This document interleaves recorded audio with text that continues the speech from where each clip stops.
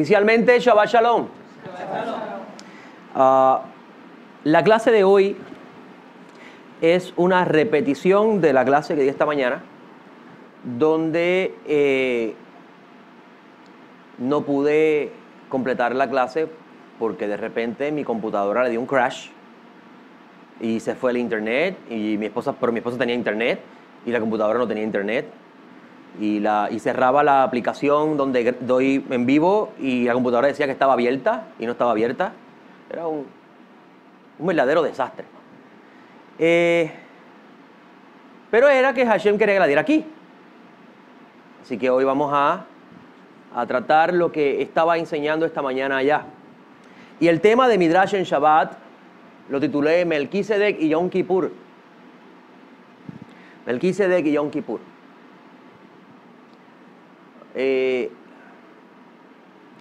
Esto significa que lo que vamos a estar hablando va a finalizar con este tema. Al principio no vamos a comenzar con ese tema porque tenemos que preparar el terreno para poder entender el por qué lo titulo de ese modo. ¿Por qué lo titulé Melquisedec y Yom Kippur? Moisés dice unas palabras en esta parashá muy interesantes donde él dice en el versículo 2, en este día tengo 120 años. Ya no puedo más salir y volver. Otras versiones dicen, lo voy a buscar aquí conmigo.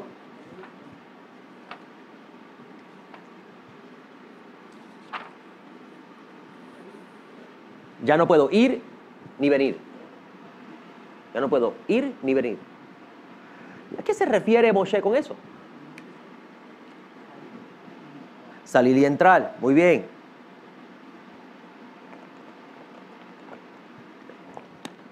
¿Qué quiere decir Moisés con eso? Sobre eso vamos a comentar al final, porque nos va a ayudar a entender al final por qué hemos titulado el Midrash en Shabbat Melquisedec y Yom Kippur.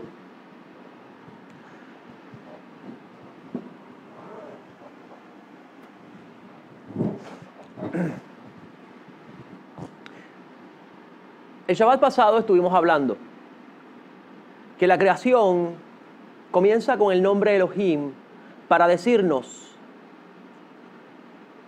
que Hashem es el juez de toda la creación. ¿Verdad que usted se ha preguntado por qué la Torah no comienza con Yud Hei Vav Hei? Si él se llama Hashem. ¿Por qué empieza con Elohim? Cualquiera puede leer la Torah, escrita en su idioma español, pero no todos pueden explicarlas. Personas que han leído este texto de la Torah dicen que los israelitas en un principio no eran monoteístas, eran politeístas, por la palabra Elohim, y eso lo discutimos la semana pasada. Pero la semana pasada hablamos de cómo los sabios de Israel hablan y explican por qué Elohim y no el nombre del Eterno. Y por qué, y qué significa Elohim, y cuál es la importancia de Elohim en la creación. La Torah no va a hablar de la creación del mundo físico, pero nos va a explicar cómo el mundo físico está dirigido a través del mundo invisible. Y Hashem es el juez supremo de todo, donde él gobierna lo invisible y lo visible. Esa idea de una creación donde Hashem crea y se va y deja a todo el mundo aquí a que sobreviva como pueda, no es la idea bíblica. No es la intención de la Torah. Hashem hasta el día de hoy gobierna la creación. Y los sabios dicen, como le dije la semana pasada, que la creación comienza con el atributo de justicia. Alude el nombre de Elohim.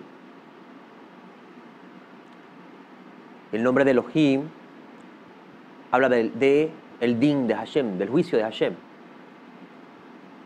De cómo Hashem dirige a los seres creados.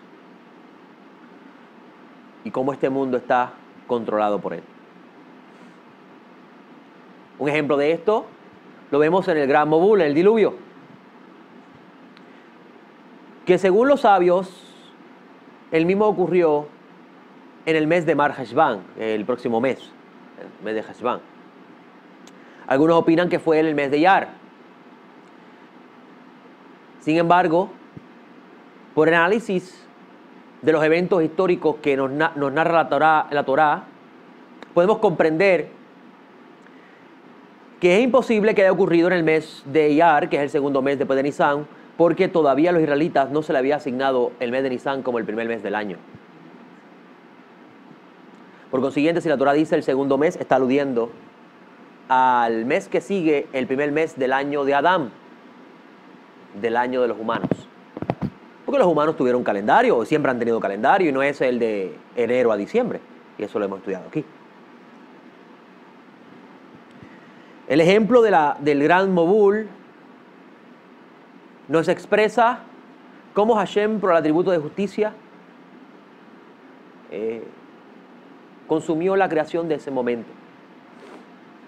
Otro ejemplo es la destrucción de Sodoma, donde la misma fue consumida a través del atributo de justicia de Hashem. Nínive con Jonah, como Jonah fue enviado a anunciar Teshuvá a esa generación y se arrepintieron. Pero aún así, con el pasar del tiempo, Nínive cayó. Y esto nos enseña el hecho de que tú te arrepientas de un pecado no te garantiza de que te libraste del juicio, porque si lo vuelves a repetir, entonces el arrepentimiento no fue genuino. Es papi, no lo vuelvo a hacer más para que papi no me castigue, pero luego lo vuelvo a hacer. ¿Entiendes lo que estoy diciendo? Muy bien. Pero vamos a analizar hoy el origen de Yom Kippur. Y antes de hablar del origen de Yom Kippur, en la mañana de hoy estuve hablando de la desconexión que tenemos nosotros los seres humanos de la realidad que nos rodea. El libro de Kohelet, el libro de Eclesiastés, Salomón nos va a hablar de la realidad y la fantasía. Cómo lo que para nosotros es realidad es realmente una fantasía y cómo lo que verdaderamente es la realidad nosotros no lo creemos. Vivimos en un mundo donde la realidad es ilusoria, donde la verdadera vida consiste en lo que puedas obtener en este mundo. Y Salomón en ese libro le dice, me fui y vi, eso como un giro en su caminar a mirar lo que tenía detrás. Y él llamó todo vanidad, correr tras el viento. Un ejemplo de correr tras el viento lo vemos en estas próximas semanas, donde una compañía, la primera compañía trillonaria, anuncia una serie de modelos nuevos de celulares y relojes que ahora te hacen un electrocardiograma en menos de 30 segundos. Y veremos a la gente corriendo como las masas a comprarlo. Eso es correr tras el viento. Está el impulso de la vanidad en ese momento. Salomón nos aconseja que no sigamos ese camino. Pero, como les dije, el mundo no está dirigido por la casualidad. El mundo no está construido por la suerte. El mundo está dirigido por un Dios que es juez supremo y creador de todo. Y nosotros hemos dejado de mirar hacia arriba porque pensamos en tiempos anteriores que mirar hacia arriba era pecado. Usted ha escuchado que la astrología es pecado y es muy cierto porque es adivinar el futuro. Y esa es la ciencia de los caldeos. Y Dios le prohibió al pueblo de Israel a adorar los astros, a servirlos. Pero Dios no le dijo que dejaran de mirarlos. Y David en el Salmo 19 parece que se olvidó eso, porque dijo que los cielos hablan y comunican un mensaje. Las estrellas comunican un mensaje todos los días, pero nadie escucha ese mensaje. Y Pablo habla de eso en su carta a los de Roma. Ahora, lo que es interesante, y es lo que quería mencionarle hoy, desde el día de Rosh Hashanah hasta ayer, en la constelación de Sedek, la constelación de Libra, la constelación de la balanza, que es la constelación del mes de Tishrei, el planeta Sedek, que es el planeta de los Sadikim, donde la cabeza es el Mashiach, estaba ubicada en el centro de la balanza. Te lo voy a dibujar. Aquí se encontraba la balanza, yo no soy muy bueno dibujando, y aquí estaba el planeta Sedek. El planeta Sedek es lo que usted conoce como Júpiter, pero no se llamaba Júpiter. Se llama Sedek. Es el planeta del Mashiach. Es la señal que vieron los caldeos que vinieron a llevarle regalos al Mashiach. Porque a Daniel se le dio la revelación de cuándo nacería el Mesías. Y estos individuos de seguro eran discípulos de Daniel. Y cuando vieron la señal, le fueron a llevar regalos al rey. Mire qué interesante. Muchas personas piensan que eran judíos que vinieron de Babilonia. Pero si usted observa el texto de Mateo, dice claramente dónde está el rey de los judíos que nació. Lo dice nuestro rey. Es el rey de los judíos. ¿Ok?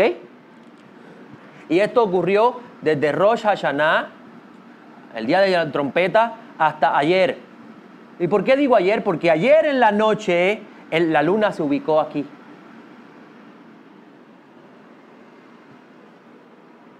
Pero como no estamos pendientes, la luna se ubicó aquí, en un lado de la balanza, y la luna es Israel.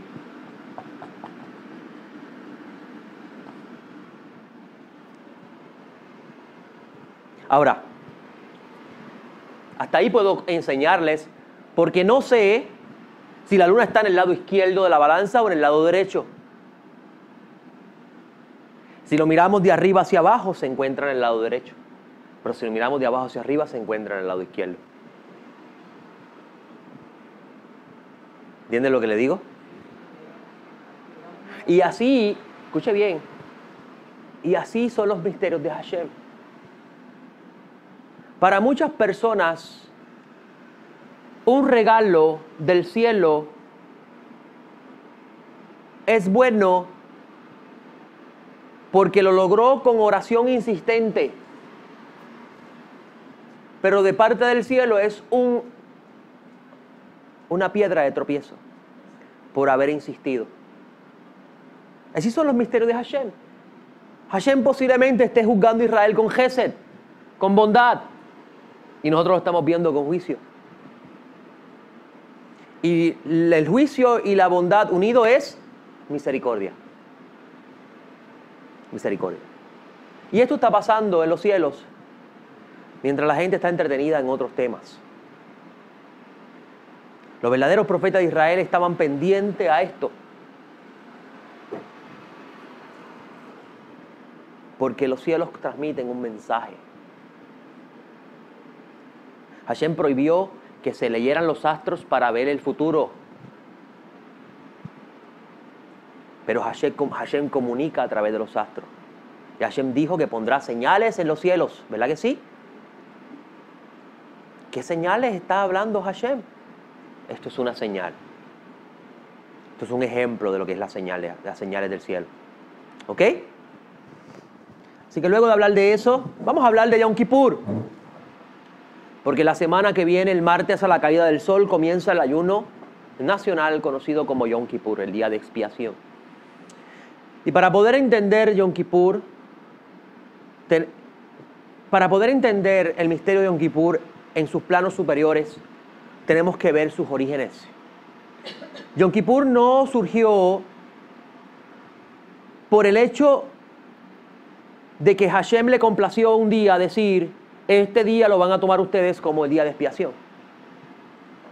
Yom Kippur tiene un origen en la historia del pueblo, y la historia del pueblo fue escrita por Hashem para transmitir a través de esa historia sus misterios. ¿Ok? En el libro de Éxodo, el libro de Shemot, que es el libro de la redención,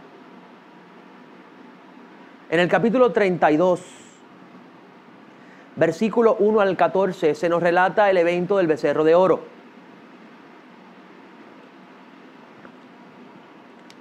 Evento que surge como consecuencia del distanciamiento de los presentes y el olvido de las palabras de Hashem.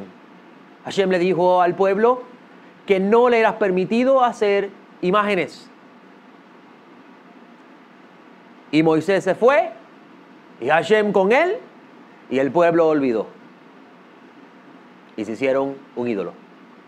Un becerro de oro. Donde Moisés, hablando con Hashem, Hashem le dice, y les invito a buscar el texto, Éxodo capítulo 32.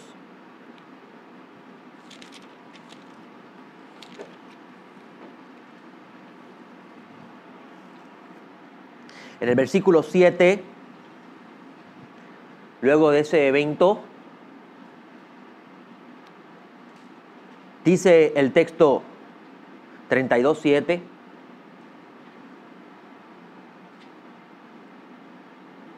entonces dijo Hashem a Moisés, anda, desciende, porque tu pueblo que sacaste de la tierra de Egipto se ha corrompido.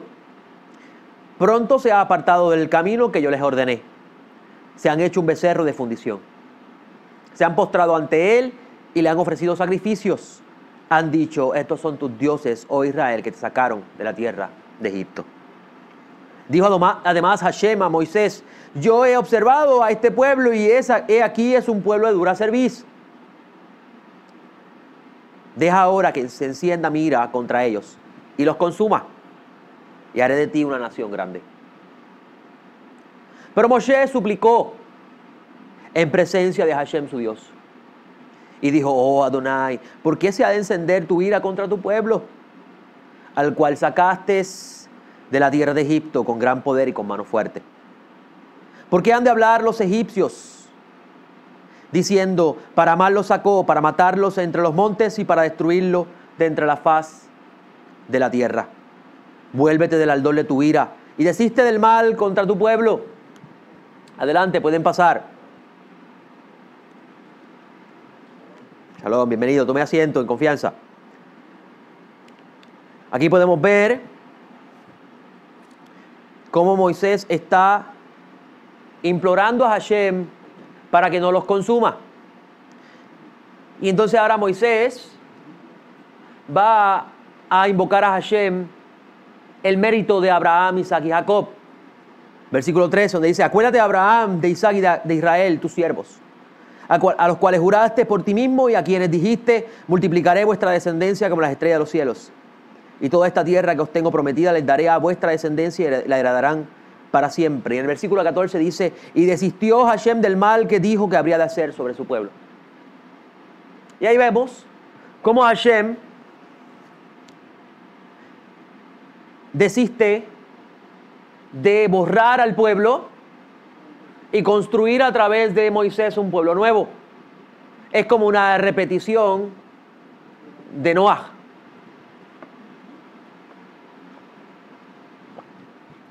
Los sabios dicen, en su generación Noah era un justo, pero en comparación a la generación de Abraham, Noah era un hombre común.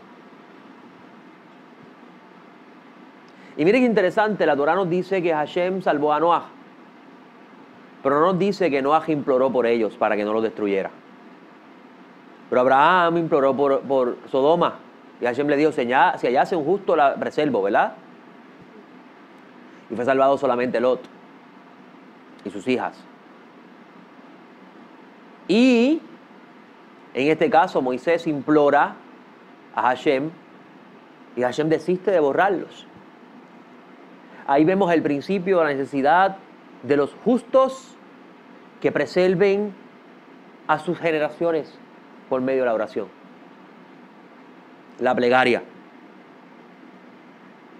Ahí vemos un ejemplo. Ahora, en el capítulo 32, versículo 30 a 35, Moisés va ahora a buscar la expiación. Nos dice el texto en el 30, y ocurrió al día siguiente, Moisés dijo al pueblo, vosotros pecaste con gran pecado, pero ahora subiré a Hashem, tal vez pueda hacer expiación por vuestro pecado. Moshe imploró a Hashem para que Hashem no consumiera al pueblo, los borrara y empezara en cero con Moshe. Pero ahora necesita el pueblo expiación. Eso es muy diferente. Escuche bien, porque en Yom Kippur se determina quién es muerto. Y se determina también quiénes son los que reciben expiación. La palabra expiación es la palabra capará. Cobertura, cubierta. Continúa diciendo, el versículo 31, y Moisés volvió a Hashem y le dijo, oh, este pueblo ha cometido un gran pecado y se ha hecho para sí dioses de oro. Esto es Moisés hablando a Hashem. Y mire qué interesante, ¿eh? Moisés no garantiza que va a conseguir perdón, expiación. Y tal vez pueda conseguirla. Todo queda en las manos del cielo. Decidir si lo da o no. Usted ora a Hashem por misericordia, pero queda en las manos de Hashem decidir. Y dice el versículo 32, Moisés hablando con Hashem, perdona ahora su pecado, si no, bórrame ahora de tu libro que has escrito. Algunos sabios dicen que se refiere a la Torá, y hay una parashá que comienza sin el nombre de Moisés. Sin embargo, Moisés está hablando aquí del libro de la vida. Y esta es una forma de enseñarnos cómo los sadiquim están dispuestos a morir por salvar a los pecadores. Mira cómo se construye toda la idea que tenemos del Mesías en estas historias, amigos. Pero el Eterno le dijo a Moisés, al que haya pecado contra mí, a este borraré de mi libro. Interesante, ¿no? Ahora ve, conduce a este pueblo a donde te han dicho, he aquí mi ángel irá delante de ti, y en el día de mi reprensión, ¿cuál es el día de reprensión? Yom Kippur. Porque es el día de expiación. Pero el que no recibe expiación, ¿qué dice? Dice Hashem, castigaré sobre ellos su pecado. Hemos hablado de eso en el libro de Revelaciones, que Hashem azota a los hijos de Adán. Y en efecto hirió el Eterno el pueblo por lo que habían hecho en el becerro, con el becerro que Aarón hizo. Según la tradición, Moisés asciende el 17 de Tamuz, el día del becerro de oro. Mejor dicho, desciende el día del becerro de oro. Luego, 2 días, el día 19 del 4º mes, asciende tras la búsqueda del perdón. Luego, en el día 1 de Elul, desciende y le dice, ustedes están perdonados. Luego, sube nuevamente a buscar expiación. Y desciende con las 2 tablas, señal de que fueron expiados. Que fueron borrados sus faltas.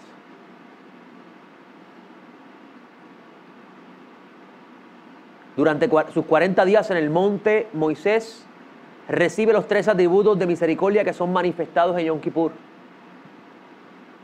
Los 3 atributos de misericordia que estuve leyendo esta mañana se encuentran en Éxodo 34, versículos 5 al 6.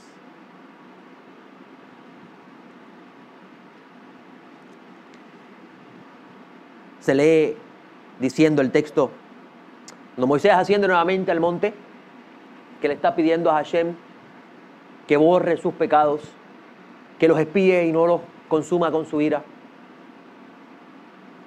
Y Hashem los perdona.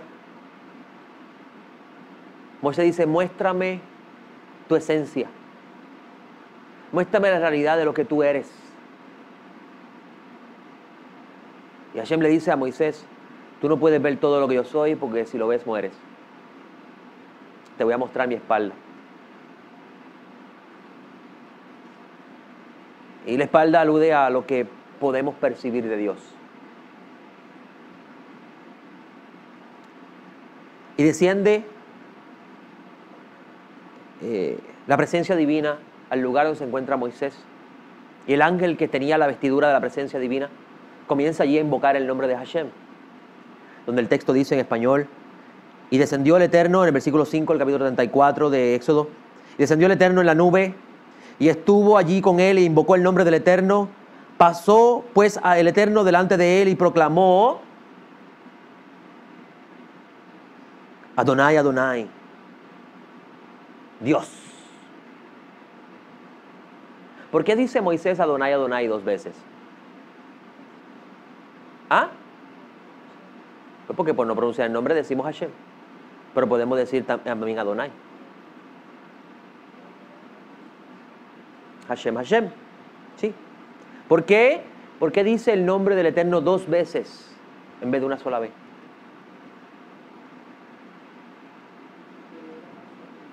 ¿Cómo?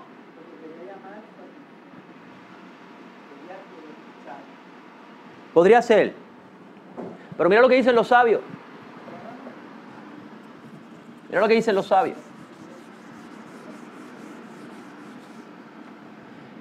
El misterio del Shema gira alrededor de la construcción del pilar de la justicia y el pilar de la bondad. El pilar de la bondad es conocido como Yud Hei Vav Hei. El pilar de la justicia es conocido como Elohim. Ese es el misterio del Shema. Y esto significa, y el Shema dice Hashem es Echad. En otras palabras, estos dos son el mismo Dios.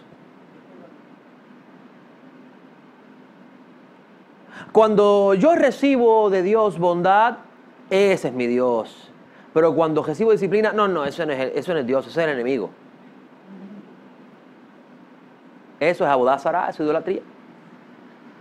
Ambos unidos se llama Yud Hei Vav Hei Elohim. En el libro de Kohelet estuvimos hablando de eso, ¿verdad que sí?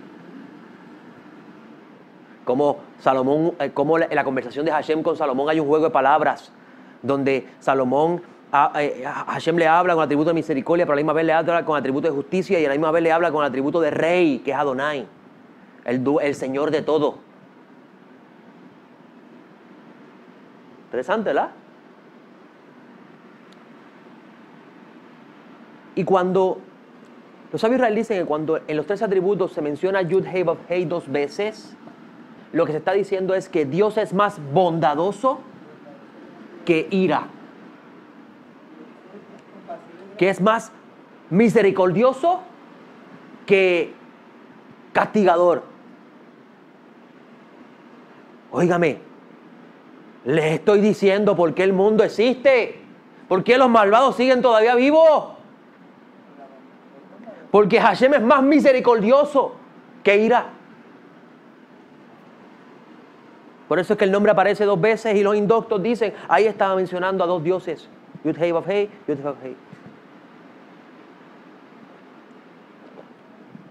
Amigo, no es el que lea la Torah el que la pueda explicar.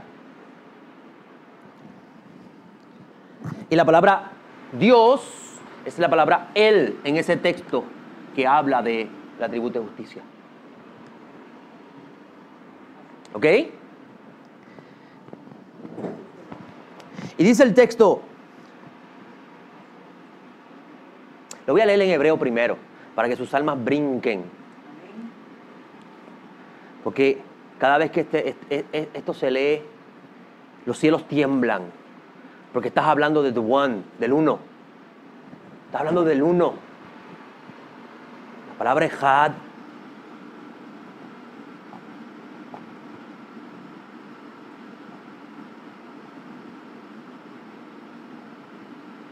¿5 más 8 cuánto es? 13. Los 13 atributos de misericordia. Estamos hablando del uno, de Hashem, del misterio, es que tengo que decirlo en lengua, the mystery of the one, el misterio del uno. The mystery of the one, estamos hablando del misterio del uno.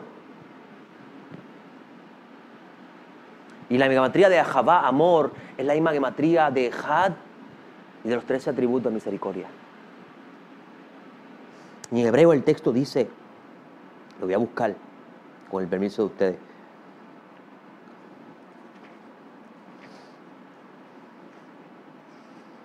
Se supone que uno lea esto cuando hay un minyan, 10 personas, pero los ángeles me van a acompañar para que estemos completos aquí, ¿ok? Dice el texto, Hashem descendió en una nube y se paró allí con él y proclamó el nombre de Hashem, y Hashem pasó ante él y proclamó. ¿Quién fue el que proclamó? El Eterno fue el que dijo, el Eterno fue el que habló. Dice, Vayabor Adonai el Panav Vaikra. Adonai, Adonai, el Rahum Behanum. Rechapaim Berah Chesed Ve'emet. Noser Chesed La'alafim. Noser Avom Bafeshah Vechata Venake. Hashem, Hashem, Él, misericordioso, piadoso, indulgente, tolerante, abundante en bondad y verdad, preservador de la benevolencia por miles, perdonador de la iniquidad, de la transgresión y la falta. ¡Wow!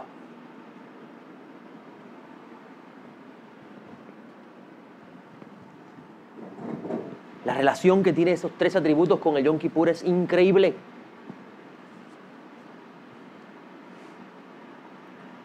Ahora mira lo que dice el propio Hashem. Dice que guarda la misericordia a millares, que carga con la iniquidad. La palabra iniquidad es avon.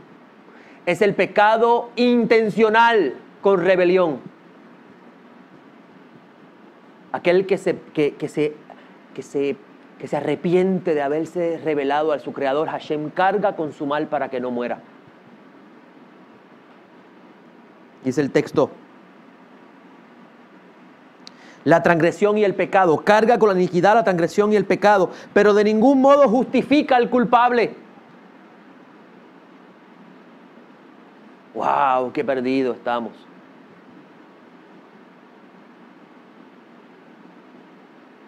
Simple hecho pensar de que ya uno pagó por mí, yo no tengo que preocuparme por lo que yo haga. Los propios 13 atributos dicen claramente que Hashem de ningún modo justifica al que es culpable. Y dice el texto que visita la maldad de los padres sobre los hijos y sobre los hijos de los hijos hasta la tercera y cuarta generación.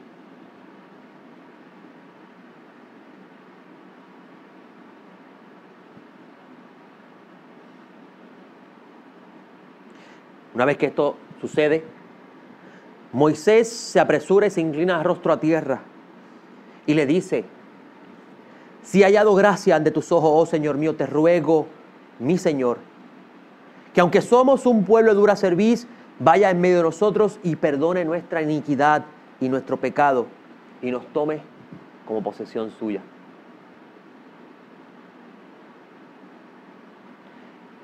Y Moisés desciende el día de Yom Kippur con las tablas y el perdón y la expiación. Y ahí comienza el misterio de Yom Kippur. A partir de entonces, Hashem le ordena a los hijos de Israel, en Levíticos 23, que todos los años, en el día 10º del mes séptimo, debían afligir sus almas. Dice el texto: habla a los hijos de Israel y diles en el mes séptimo: el primero de los meses será para vosotros solemne reposo. Y eso alude a la festividad de Yom Teruah, de Rosh Hashanah. El versículo 27 dice: ciertamente el día 10º de ese mes séptimo será el día de la expiación. Tendréis una santa convocación y humillaréis vuestras almas y haréis acercar ofrenda ígnea ante Hashem, para hacer expiación por vosotros en presencia de vuestro Dios. Toda alma, dice Moisés, toda alma que no se humille en ese mismo día será cortada de su pueblo.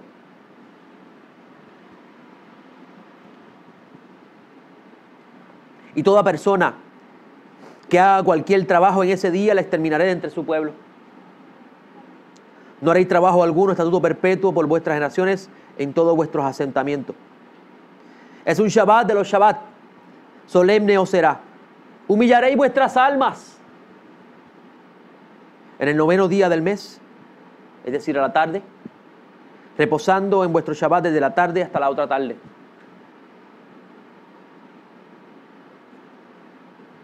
Y ahí comienza el misterio de Yom Kippur a tomar forma como una festividad determinada por Hashem. Como el evento histórico construye la fiesta, la cita divina. Pero el evento histórico gira alrededor de un pecado de muerte, Avodá Zará, idolatría. Y Hashem comienza en toda la Torá a mencionar cuáles son los pecados de muerte.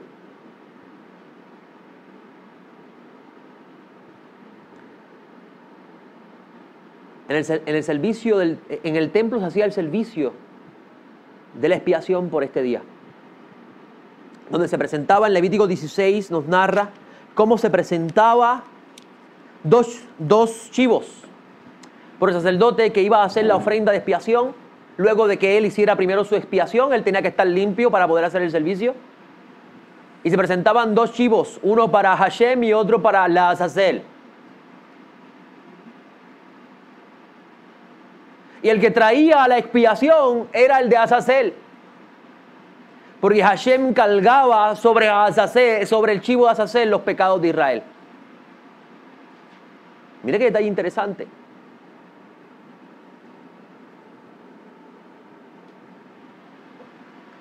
Los pecados se cargaban sobre el chivo a Azazel. Y se tiraba después para el tiempo del segundo templo, se tiraba en un barranco para que muriera, lanzando los pecados a las profundidades del abismo. Esa es la simbología. Pero ¿por qué el chivo a Azazel? Cualquiera pensaría que Israel tenía la idea de 2 dioses, donde está Hashem y Azazel. Y había que satisfacer el deseo de Azazel para no ser castigado. Cualquiera pensaría eso, ¿verdad que sí?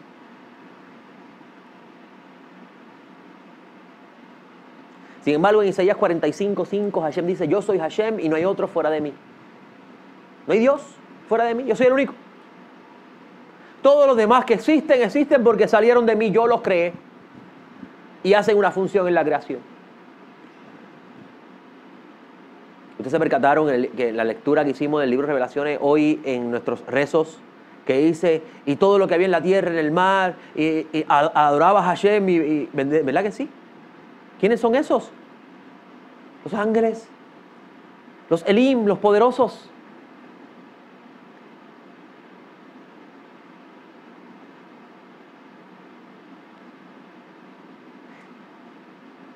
Es importante saber que la creación del mal es la consecuencia de la rebelión del humano. Antes de la rebelión del humano, el mal no existía como realidad, sino que estaba en potencia.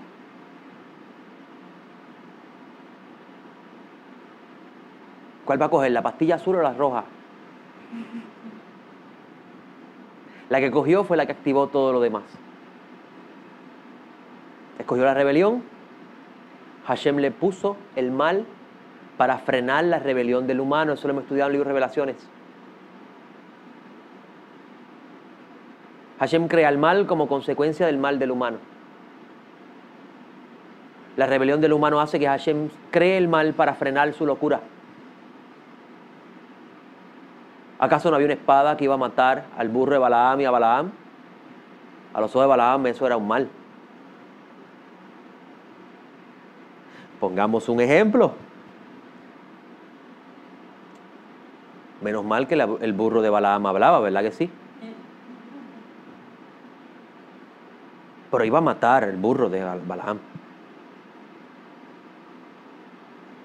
Si lo pusiéramos en lenguaje moderno, diríamos: Hashem hizo que tuviera un accidente para que no llegara al lugar que quería llegar, porque lo que iba a hacer iba a causar un gran mal. El auto no puede hablar, pero Hashem lo hace que choque, o que se explote una goma. Y para los ojos del que se le explotó la goma es que es gran mal, ¿verdad que sí? Pero ¿y el mal que había en tu interior o en mi interior? ¿Me entienden lo que estoy diciendo? Eso lo estamos usando en lenguaje moderno porque sería el burro de Balaam. Así que es importante saber que el mal es la consecuencia de la rebelión del humano. La creación del mal es la consecuencia de la rebelión del humano. Y Hashem dice en el capítulo 45 de Isaías que Él es el que crea la adversidad. Otras versiones dicen: yo creo el mal. Entonces, si Hashem es el que dice que crea el mal, ¿quién es Azazel? ¿Para qué es Azazel? Estamos analizando el Yom Kippur antiguo, histórico, para poder entender por qué Yom Kippur. ¿Quién es Azazel? La Torá es bien ambigua, no dice nada sobre Azazel. Y para el primer siglo, que comienzan las preguntas, porque había cesado la profecía, ahora comienza la interpretación. Es importante saberlo, que para el primer siglo, antes de que apareciera Juan el Inmersor, la profecía había cesado. Lo que existía era la interpretación de lo que ya estaba escrito. Conforme a la época en que se estaba viviendo, se interpretaban los textos antiguos. Es importante saberlo.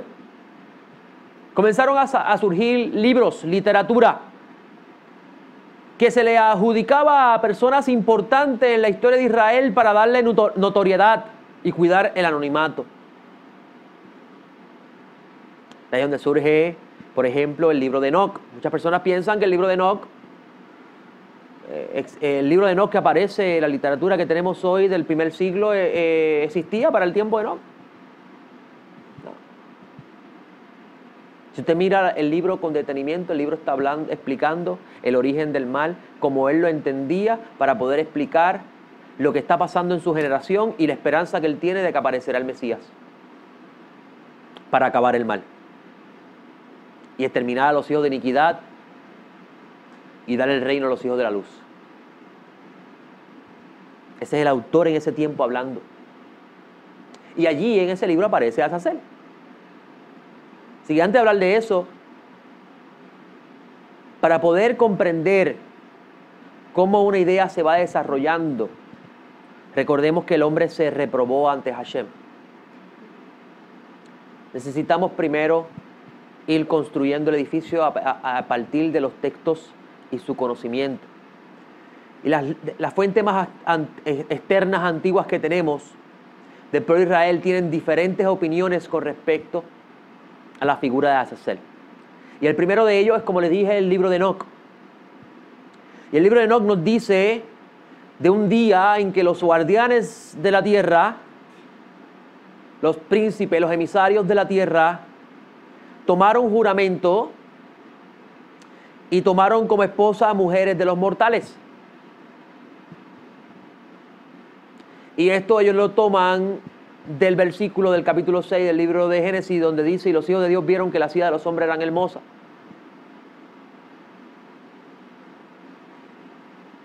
Cualquiera pensaría que a eso alude el texto porque Enoc lo dijo, ¿verdad que sí?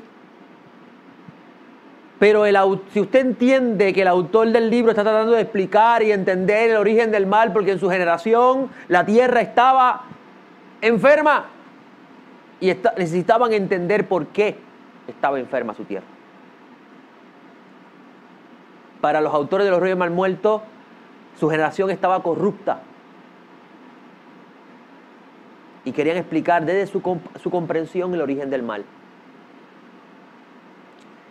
Y como la Biblia no dice el origen del mal, por ningún lado, ¿cuándo comenzó el mal? Aunque Isaías dice, yo lo creo, ¿cuándo lo creó Hashem? ¿Ven la idea? Hashem dice, yo creo el mal, pero no dice cuándo lo creó. Pues el autor del rollo comienza a buscar, explicar y poder entender cuándo comenzó el mal.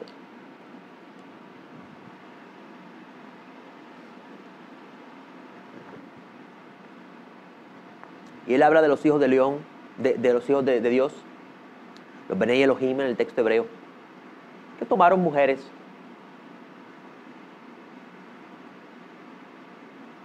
Y estos fueron los que le enseñaron a los humanos el mal. Ahora yo tengo una pregunta. Si es así, tenemos un problema con Yeshua, que dice que los ángeles no se casan ni se dan en casamiento. Pero Pedro y Judas mencionan sobre los ángeles. Judas, en el capítulo 1, el único capítulo, versículo 6 dice, y los mensajeros, lo tengo que decir en el lenguaje correcto, que no guardaron su estado original, sino que abandonaron su propia morada, los ha mantenido bajo oscuridad en prisiones eternas hasta el día del gran juicio. Si le digo ángeles, usted inmediatamente se hace la película de unos seres alados que vuelan de aquí para allá. Y esos ángeles cogieron seres humanos y las preñaron. Pero Mashiach dice que no se casan ni se dan en casamiento. Olvidamos eso. ¿De qué quiso decir Judas? ¿Quiénes eran esos Benei Elohim? Si fueron los ángeles que hicieron eso, ¿por qué Hashem le dolió en el corazón haber hecho al humano? Si los culpables son los ángeles. ¿Vieron el texto del capítulo 6 de Génesis donde dice que a Hashem le dolió en el corazón haber hecho a los humanos? Porque su inclinación es siempre hacia el mal, dice el texto. Entonces, ¿qué culpa tienen los humanos si fueron los ángeles que pecaron? No entiendo. Pero la Torá te da un remés, una alusión. Los israelitas están próximos a cruzar el Moab y son los príncipes de Hashem. Y Balaam no puede maldecirlos y les envía mujeres. Y se mezclaron con ellas y pecaron. Qué casualidad, ¿verdad? Una repetición. Y el libro de Revelaciones habla de lo mismo. Pero esta vez de los que no se contaminaron. Son puros y sin mancha. Y todos los que Hashem llama, escoge y prepara, los envía. Y si los envía son ángeles de Hashem.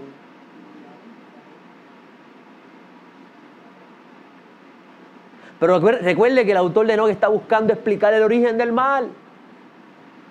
El mal es una realidad, existe. No piense que yo estoy diciendo que no existe el mal. El mal es una realidad, es una consecuencia directa de la acción del humano. Pero no es porque unos ángeles se rebelaron a Hashem. Si un ángel se le revela a Hashem, un ángel tiene libre albedrío. Y los ángeles no tienen libre albedrío. Yeshua lo dijo, no se casan ni se dan en casamiento. En otras palabras, no tienen la capacidad de escoger por sí mismos.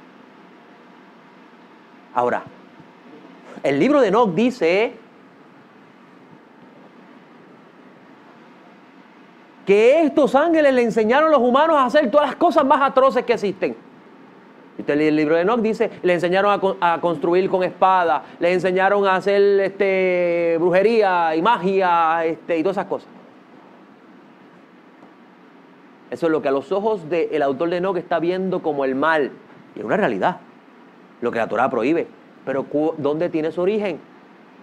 El autor dice, fueron los ángeles que le enseñaron al humano. Cierto es. Porque el humano aprende de la fuente de donde se conecta. ¿Verdad que hemos hablado de callar los ruidos de la cabeza, de la mente? Apague el radio de vez en cuando.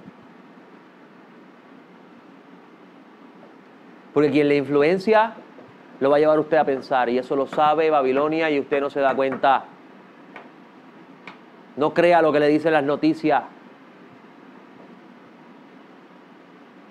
Porque ellos lo que quieren es llevar a las masas a donde ellos quieren que vayan. Para que comiencen a llamar a lo malo bueno y a lo bueno malo. Y Hashem lo anticipó. Y todo está influenciado por el mundo espiritual, porque de donde te conectes, de eso te alimentas. Como decía Moremonte, el maestro enseña de quién se alimenta.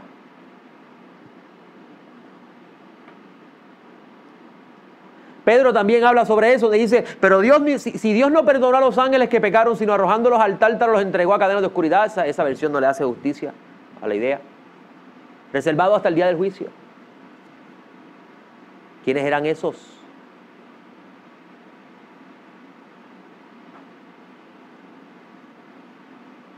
¿Se recuerdan el libro que estudiamos de Eric Kaplan? Donde habla de cómo la serpiente pudo haber pecado.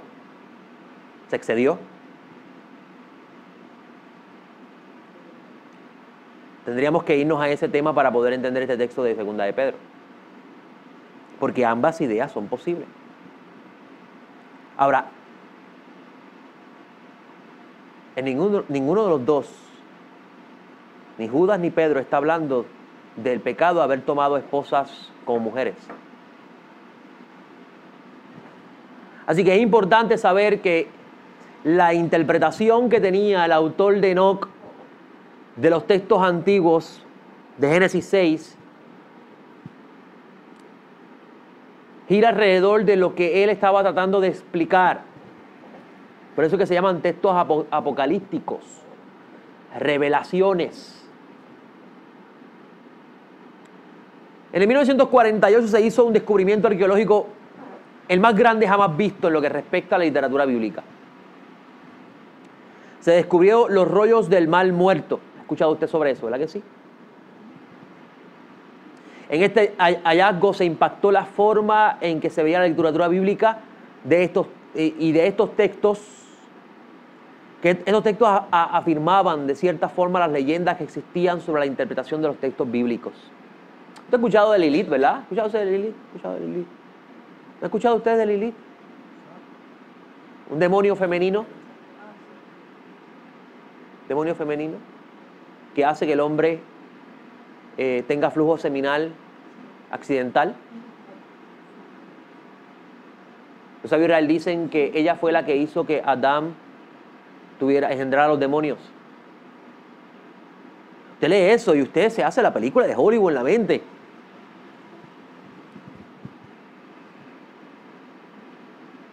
El principio de la energía y la fuerza que desgasta. Todo es energía, ¿verdad que sí? Dale, das allá.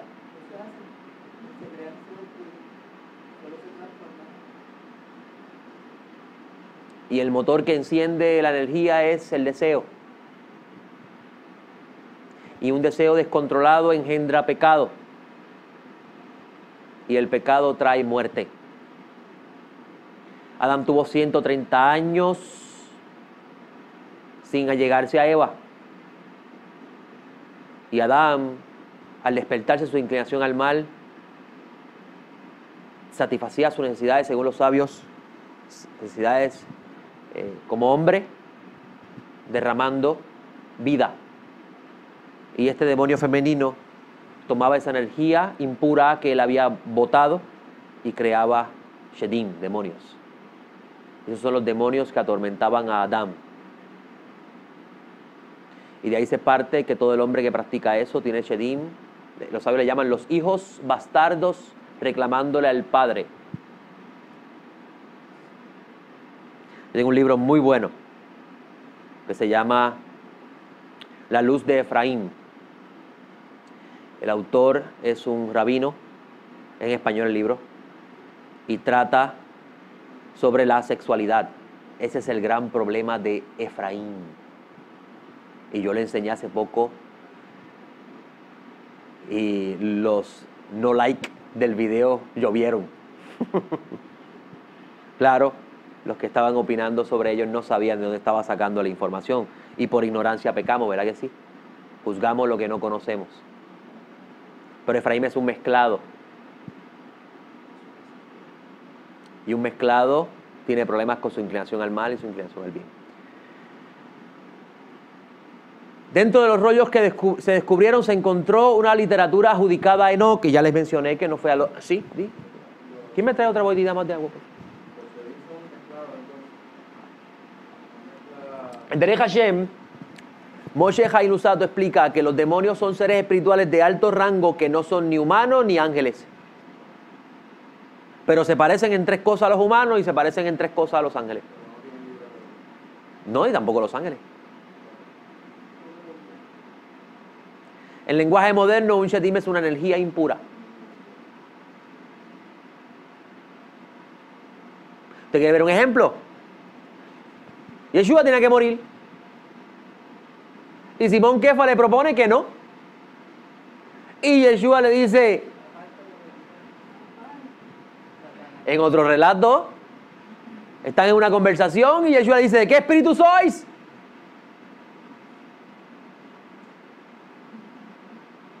Everything is about energy. Todo es de energía. Todo de energía. Todo tiene que ver con energía.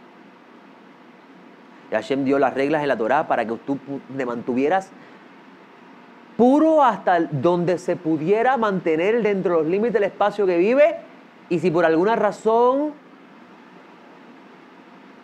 caes en transgresión, hay un día para limpiarte. De ese día estamos hablando hoy. Por eso hablamos del avón, del pecado de iniquidad, que se adhiera a la sangre y corre por el humano y lo envenena. Le llaman el veneno de la serpiente, porque la serpiente te muerde el talón, el calcañal, que es el lado débil tuyo, pero su veneno corre por todo tu cuerpo. Y así es la iniquidad, te coge por el lado débil y te destruye. Y Hashem dijo, recuerda lo que hizo Amalek contigo cuando estabas cansado. No lo olvides, dice Hashem. ¿Y así la inclinación al mal? Ahora, como les dije, dentro de estos rollos descubiertos se encontró una literatura que se adjudicaba a Enoch, donde dice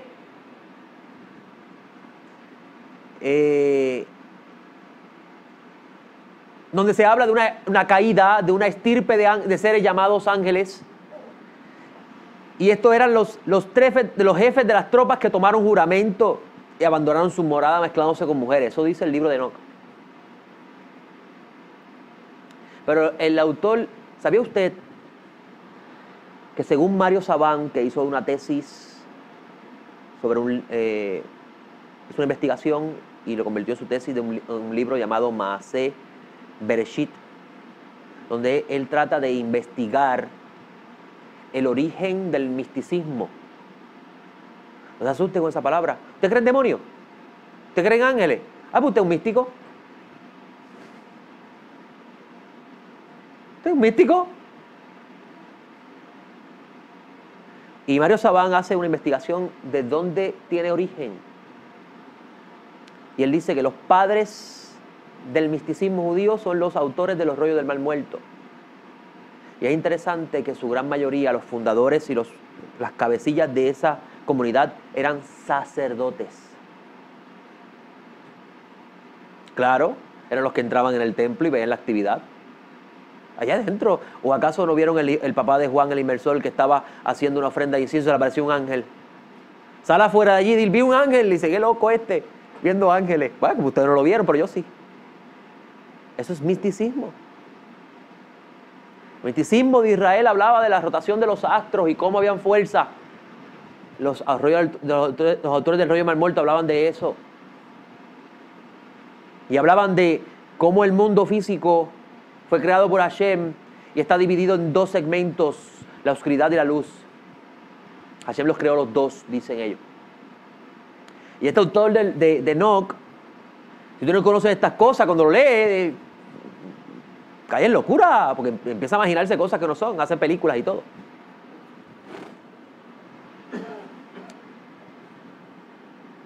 ¿Por qué él habla de mezclarse con mujeres y toma el texto de Génesis como base?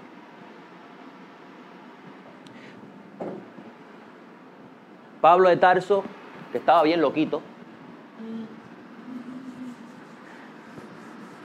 decía que la iglesia es la esposa de Cristo, que la congregación es la esposa del Mashiach. Y si tú eres parte de la congregación y tú eres varón, yo soy la esposa. Eso no se ve nada de bonito. Yo me imagino vestido yo de novia. ¿Verdad que no? Eso es un concepto místico.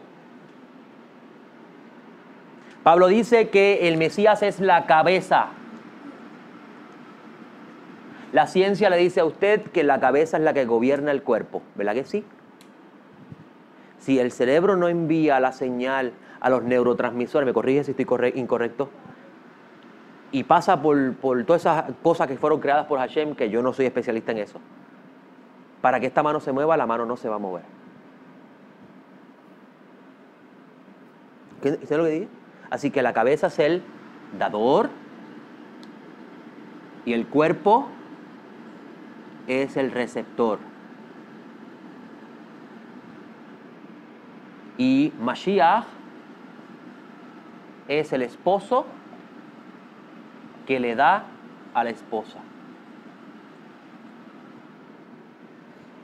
A eso alude Pablo. Y con eso en mente vamos a entender lo que está pasando en Génesis 6. Desde el lente místico del autor del libro de Enoc. Recuerden que la Torá es un jardín. Tiene diferentes niveles de interpretación y diversos rostros para hablarnos de los misterios. Y cuando el autor de Enoc está hablando de los ángeles que le enseñaron a las mujeres a hacer lo que hicieron, está aludiendo a los seres humanos que se convirtieron en vasijas receptoras del mensaje que estaban recibiendo de parte de esos seres, y esas mujeres estaban impuras. Esos seres humanos estaban impuros. Y por eso es que Isaías dice que los que entran a los huertos impuros van a ser todos aniquilados. Isaías 66. A los jardines. En los mundos espirituales hay muchos jardines. Se hablan de 7 jardines. ¿En cuál de ellos estaba Adán? ¿Me entienden entendiendo hasta aquí? Si usted lee el libro de Enoc en nivel Peshá, en su nivel literal, usted está destruyendo el trabajo místico que hizo ese sacerdote. Lo está destruyendo. Él está tratando de explicar el origen del mal. He escuchado a esa gente que le dice, yo escucho voces que me dicen, mátalo. Eso no es locura, eso es verdad. Él está conectado a una fuente impura. Esa misma fuente impura le enseña a los humanos a hacer todo lo contrario a lo que deberían hacer. Eso para que exista el libre albedrío. Eso no es porque hay una rebelión, pero ellos están tratando de explicar cómo se originó el mal. Pues una rebelión. Pero Mashiach nos dice no. Los ángeles no tienen libre albedrío. Así que los ángeles no se pueden rebelar. Pero los ángeles pueden excederse en su autoridad. Ariel Kaplan lo explica de esta forma. Un ángel puede ser enviado a hacer una misión, y como lo que tiene que hacer es cumplir esa misión, él puede forzar la misión hasta que la cumpla. Y eso se considera pecado. Esa es la forma de ellos explicar cómo Adán cayó. El deber del ángel era probar a Adán, no forzarlo. Pero como el ángel tenía una misión para hacer y la quería cumplir a perfección, él forzó a Adán. Y Adán pecó, y al Nahash se le adjudicó también pecado.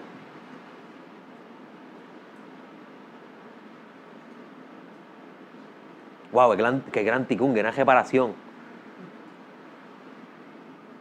Ok. Recuerde que si usted cuando lee la Torá no tiene conciencia de que estamos hablando de un humano caído que necesita repararse, usted va a pasar por alto los mensajes que ella contiene y va a pensar que con la mente que usted tiene hoy, Hashem le está hablando a esa gente. Para los antiguos la tierra era plana. Es importante saberlo. Y Dios está en un monte alto, elevado. David dice, ¿quién ascenderá al monte del Eterno? ¿Quién subirá a su santuario? El templo no se ha construido todavía. ¿Ok? Entonces, los sabios de Israel dicen, el texto dice que el producto de esta unión impura trajo hijos caídos, Nefilim. Pero eran los hombres grandes de la época, dice el texto, ¿verdad que sí? Dice los sabios de Israel que cuando un alma pura se mezcla con un alma impura, el hijo que nace es un mezclado. Y ese hijo puede ser un superdotado, que se convertirá en un ser importante en la sociedad, pero lo que hace es destruirla. Por eso Hashem dice, no te mezcles. Pablo decía, no te unas con yugo desigual. Ay, si usted supiera, si usted entendiera en el mundo espiritual, evitaría muchas cosas. Pero el sistema le dice a usted, ay, eso no es nada malo. Esas son boberías de los antiguos, eso que no sabían nada. Nosotros somos los que sabemos. Según este relato de Enoc, la causa del gran diluvio fue por esto. Ahora, ¿cuándo comenzó a suceder esto? Esta invocación del nombre del Eterno y la mezcla de la impureza con la pureza, los hijos de Dios con los hijos de los hombres. Dice, cuando los seres humanos comenzaron a invocar a Dios, ¿verdad? Cuando nació Set, empezaron a invocar a Hashem. De ahí el sabio Maimónides dice que el humano todo lo que veía lo llamaba Dios. Ahí comenzó el politeísmo. Antes de eso no había politeísmo y Hashem borró esa tierra y con Noé, que sabía que había un solo Dios, construyó otra vez la idea de un solo Dios. Y la Torre de Babel, queriendo controlar la creación, volvieron a cometer el mismo error. Queriendo controlar la creación. Porque si yo le enseño ahora el secreto de cómo hacer que su casa nunca falte la parnasá, si yo se lo enseño a usted con un corazón impuro, usted va a manipular ese ángel para su beneficio y eso es pecado, dicen los sabios. ¿O usted cree que Elías era un ser especial y podía hacer que la comida, que una vasija de harina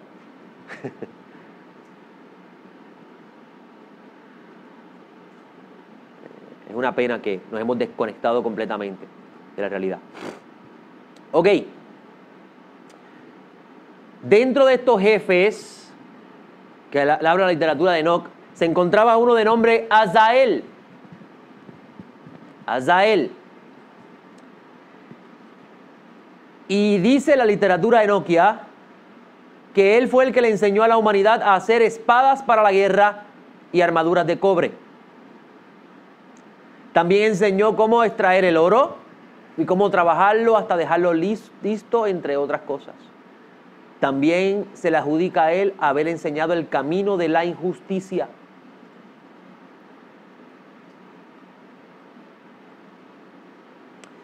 Según la literatura enoquia, estos seres que descendieron sobre un monte conocido como el Monte Hermón, al norte de Galilea, al otro lado del mar de Galilea, en Tiberíades. El libro de Juan habla de un evento donde hay 200 panes, ¿verdad? 200 denarios para pan. Y el libro de Enoc dice que descendieron 200. Está relacionado. ¿Ok? Por causa de esta transgresión, según el libro de Enoc, el cielo decretó juicio sobre ellos y todos los que participaron en su pecado. Los hijos de estos seres se convirtieron en lo que hoy llamamos los demonios. Espíritus errantes sin cuerpo, viviendo en oscuridad, lejos de la luz. En lo que respecta a este escrito, nos vamos a enfocar en el decreto de Azazel o Azael. Dice el libro de Enoc, toda la tierra ha sido corrompida por medio de las obras que fueron enseñadas por Azael. Impútale entonces todo pecado. Ahora vemos la idea de por qué al chivo se le cargan todos los pecados. Como podemos ver, la información provista por Enoc concuerda con la idea del chivo Azazel en Levíticos 16, 10, 11 y 21, 22, donde dice, y lo voy a buscar,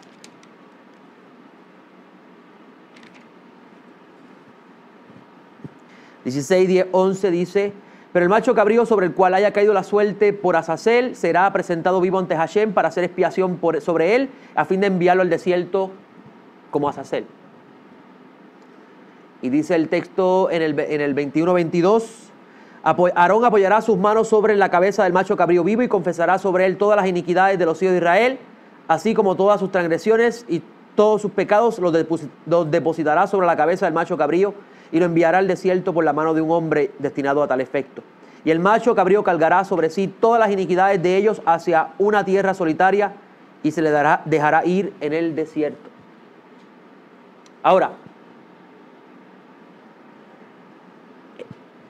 esta es la literatura antigua del tiempo del segundo templo que fue descubierto, donde trata de explicar el origen del mal y por qué hay un malaj que se llama Azael y a él se le imputa todos los pecados. Sin embargo, no solo la literatura que les acabo de hablar, de la literatura de Enoch, nos habla de Azazel y su identidad, sino que hay otros sabios que hablan de este misterio que habla en el libro de Enoch. El Pirkei de Rabbi Eliezer dice que este chivo para Azazel denota el hecho que este animal está designado para las fuerzas del mal. Rabbi Eliezer ben Hilcano vivió para el año 100 al año 200. Fue abandonado por los sabios de la época porque él decía que Yeshua era el Mesías.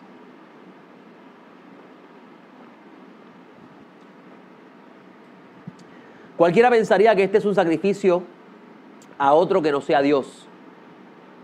Sin embargo, este es el chivo que Hashem le envía a Azazel. No es el chivo para Azazel, es el chivo que Hashem le envía para Azazel. ¿Por qué? Miren esto. ¿Por qué Hashem le envía un chivo que carga con todos los pecados a Azazel? ¿Por qué? Según Enoch, a Azazel se le imputa toda transgresión. ¿Ya viviendo las ideas? No hemos terminado todavía. Rashi, un rabino que vivió en el siglo XI, comenta que Azazel es una montaña alta con un risco profundo. Pero como a Rashi lo que buscaba es que el estudiante piense y estudie, no le daba la respuesta rápida al problema. ¿Por qué Rashi dice que es una montaña? Las montañas son alegorías de fuerzas, reinos. Por lo tanto, Rashi en su sentido peshá, en sentido literal, está reafirmando la idea de Eliezer, que dice que el chivo es para aplacar el deseo del juicio sobre el mundo de la parte de las fuerzas del mal. Del mundo de parte de las fuerzas del mal. Para aplacar el juicio. Miren qué interesante, nosotros hemos pensado que las fuerzas del mal existen como rebeldes a Dios, pero las fuerzas del mal fueron creadas porque a través de ellas, y lo dice el libro de Revelaciones, las estamos estudiando, ¿verdad que sí? Y se tocó una trompeta y el ángel bajó al abismo y abrió el pozo y salieron de allí unas bestias terribles para atormentar a los humanos. ¿Quién le dio la orden? Y fue decretada que lo hicieran por 5 meses. Adiós, ellos tienen libre albedrío. ¿Cómo pueden obedecer eso por 5 meses? Yo lo quiero hacer por 10. ¿Qué se cree él? Ven claramente como la literatura del libro de Revelaciones, cuando extraemos los conceptos que hay en ella y no lo miramos como un libro de cómo van a pasar las cosas, eso le corresponde a Hashem revelarlo. ¿Entendemos las ideas?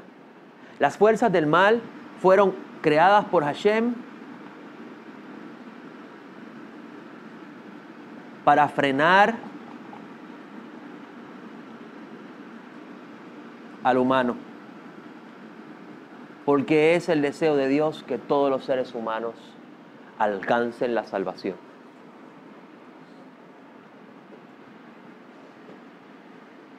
¿Verdad que a la congregación de Mesías no llega gente que están bien? Todos llegamos abrumados, golpeados, pero antes de llegar abrumados y golpeados nos creíamos grandes. ¿Verdad que sí? Como yo, nadie. Y Hashem te envía la fuerza del mal para frenar tu locura. Como se la frenó a Balaam. Así que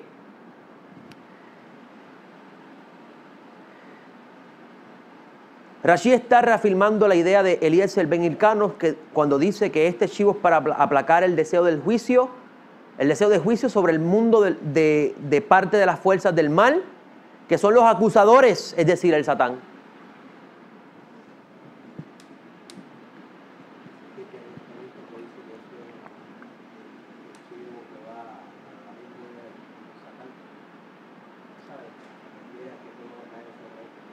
No, todo no va a caer sobre Satán, sino que el chivo es el que va a aplacar el reclamo de juicio del Satán. Acuérdense que el Satán es el fiscal acusador. Y el chivo sustituye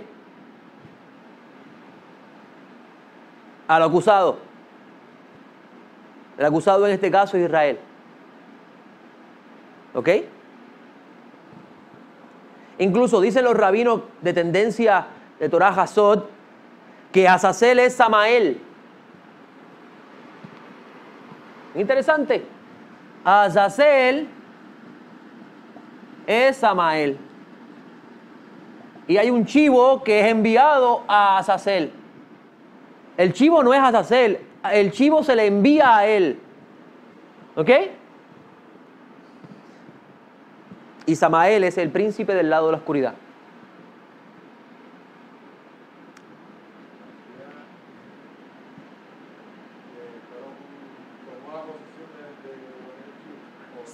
Sigue pendiente que al final lo vas a conocer. Nos quedan varias páginas del bosquejo. La palabra Sama es una palabra hebrea que significa está presente ese poder. En otras palabras, Sama significa poder, o mejor dicho, significa presente. Y él significa poder. Así que Samael significa poder presente. ¿Verdad? Que las fuerzas del mal están a nuestros ojos presentes todo el tiempo. Se le dio autoridad sobre este mundo por causa de la iniquidad. ¿Y qué hace Yom Kippur? Expía la iniquidad. ¿Van entendiendo luego? ¿Van entendiendo esto, amigos? La palabra él significa poder, autoridad, fuerza, gobierno. Así que podemos comprender que la palabra Samael en sí significa el poder que está presente. Hay un texto de los profetas donde Hashem se le ha llamado Adonai Sama, que significa Hashem está presente.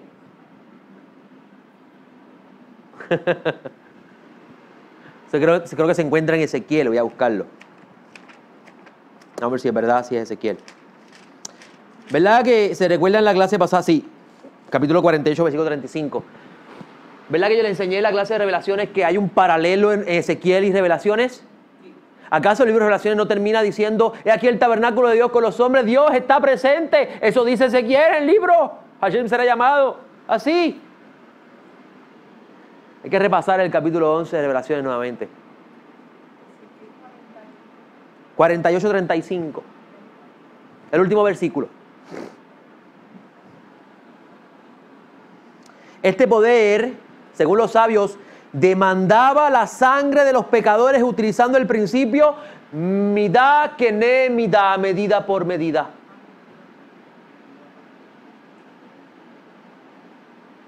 Es como si le dijesen al Creador, amo del universo, con la misma medida que juzgaste nuestras transgresiones, juzga a los mortales. Interesante, ¿no?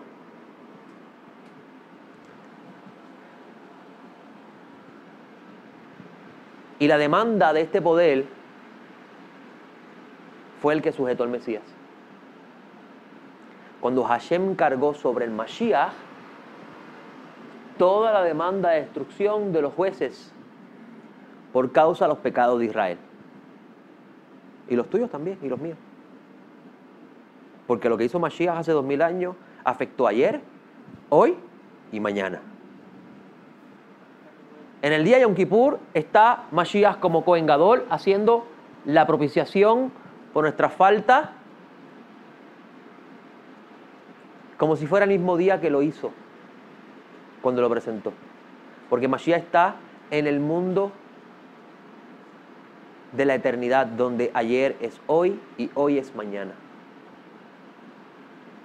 Lamento mucho que personas desprecien el día de Yom Kippur y no entiendan su valor.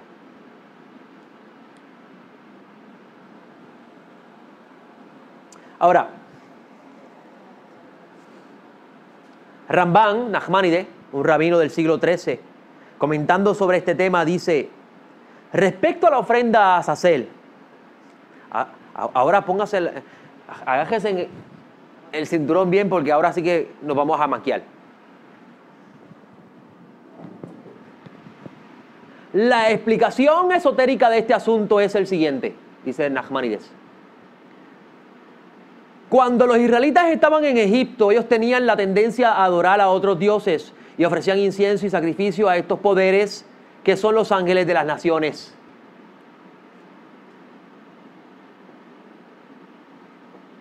¿Por dónde empezamos hoy? Por el becerro de oro. ¿Ahora van entendiendo? El santo, bendito sea él, ordenó en Yom Kippur que enviemos a un chivo al desierto para el ministro celestial que gobierna los lugares desolados.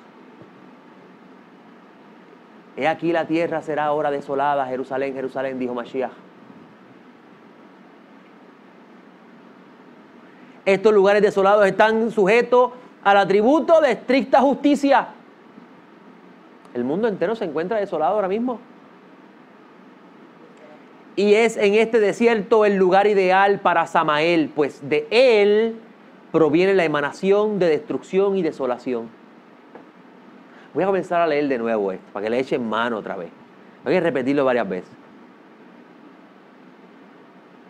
Nachmanides, explicando el misterio de Azazel, dice: la explicación esotérica de este asunto es el siguiente. Cuando los israelitas estaban en Egipto, ellos tenían la tendencia a adorar otros dioses y ofrecían incienso y sacrificio a estos poderes que son los ángeles de las naciones. El santo bendito sea él ordenó en Yom Kippur que enviemos a un chivo al desierto para el ministro celestial que gobierna en los lugares desolados. Estos lugares desolados están sujetos al atributo de estricta justicia, Elohim. Y es en este desierto el lugar ideal para Samael, pues de él proviene la emanación de destrucción y desolación. Pues él es la fuente del poder de las estrellas de la espada, sangre, guerra, plagas, pleito, heridas, división y destrucción. Y lo estudiamos en Revelaciones, ¿verdad que sí? Él es el principal, es decir, el espíritu que gobierna la esfera de Marte. Y su posición dentro de las naciones es Esaú, Edom. El pueblo de las guerras. Cierro la cita. Interesante, ¿no?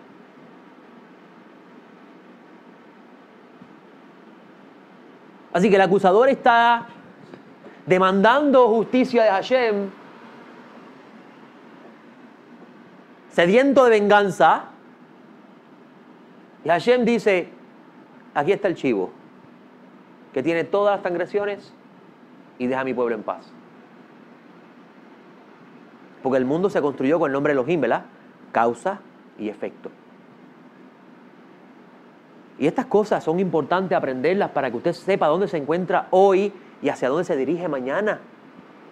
Porque si no, usted no va a entender entonces las cosas que suceden a su alrededor. El bien de Hashem, la justicia de Hashem, usted no lo va a entender. Usted no va a entender para qué Yom Kippur, la gente de Yom Kippur, este martes a la caída del sol, se va a sentar a hacer un ayuno porque Dios no va a perdonar. Y no tienen la más mínima idea de lo que está pasando en los mundos espirituales. ¿No tienen idea? ¿Y quién es el que viene de Edom? Con la sangre, con las ropas vestidas, manchadas.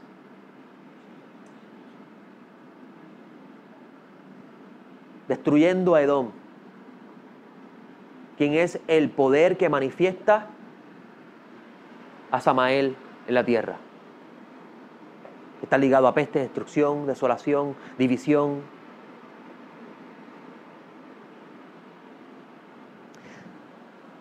Hasta aquí.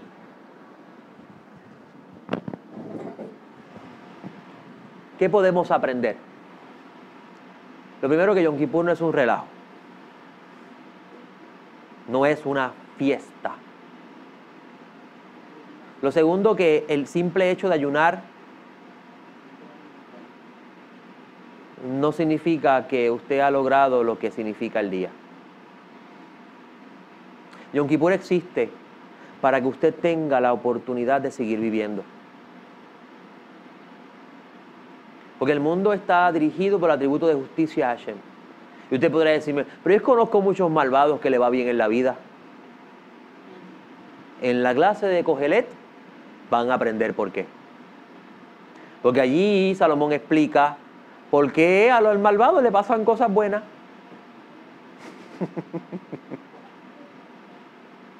Ramón dice, esa es la porción de ellos.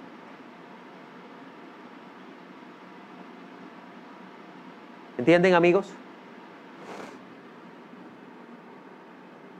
En Yom Kippur se hace capará bonot. Capará es cubrir. Viene la raíz kafar. Noé cubrió de brea el arca. La palabra cubrir ahí es kafar. Así que capará, al venir de la raíz kafar, significa cubrir. Cubrir nuestras faltas. Abonot, nuestras iniquidades, nuestras maldades, nuestras rebeliones. Porque según el atributo de justicia, el que peque tiene que morir. Ese es el sistema de Hashem. Pasa que para el mundo de las casualidades, dicen, no, yo lo voy viviendo, muriendo morirá. Me gusta la traducción de los javinos. Será cortado espiritualmente. Muriendo morirá. Exactamente. Y la expiación es nacional. La expiación es para todo el mundo que pertenece al pueblo de Hashem. Por eso es que está la orden allí.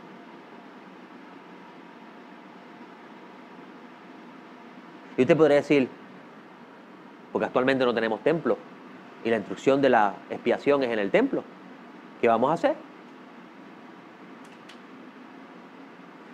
Hay conceptos importantes que debemos entender para poder entender el Yom Kippur. Y el primero es el concepto del justo, que da la vida por el pecador. Yeshua dijo, yo vengo a llamar a justos, no a pecadores.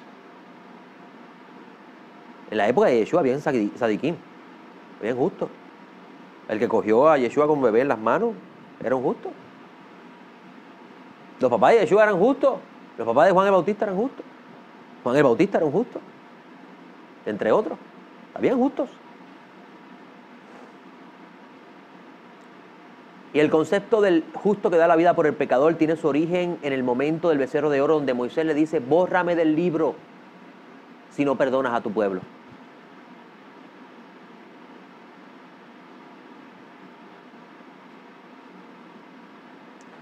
Muchas personas quieren posiciones altas en el reino de Hashem y no saben lo que eso significa.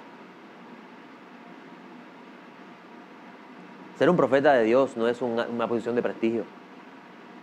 Es una posición de dolor y sufrimiento. Ser un justo, ser un sadik ante los ojos de Hashem, es una posición de honor. Es una posición de responsabilidad.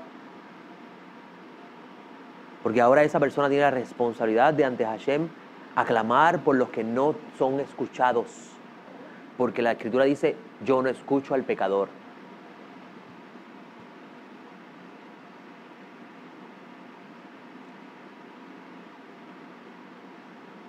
Y cuando tú pides a Hashem por una vida, cuando una vida va donde un justo y le dice, por favor, aclama a Hashem por mí, es porque ese sadik de Hashem lo escucha. Y sobre eso Yeshua enseñó a todos sus discípulos. Sus discípulos podían entrar a la presencia de Hashem y clamar a Hashem porque ante los ojos de Hashem ellos eran justos.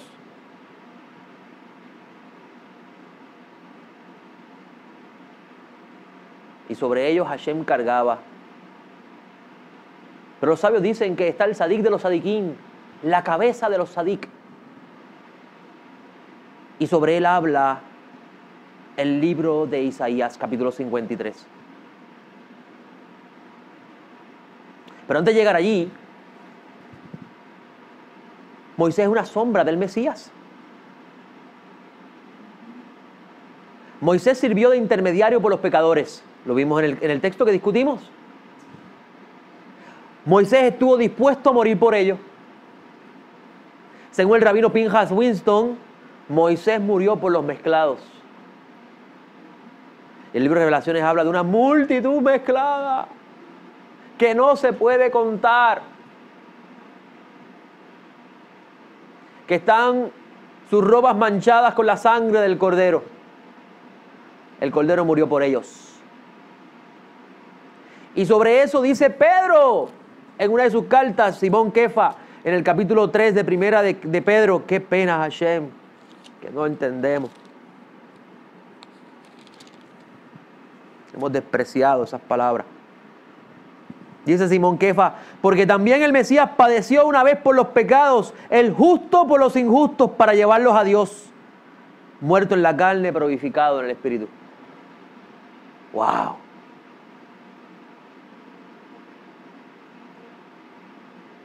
Qué terrible, ¿no? Tan claro que está escrito y hemos pasado por alto.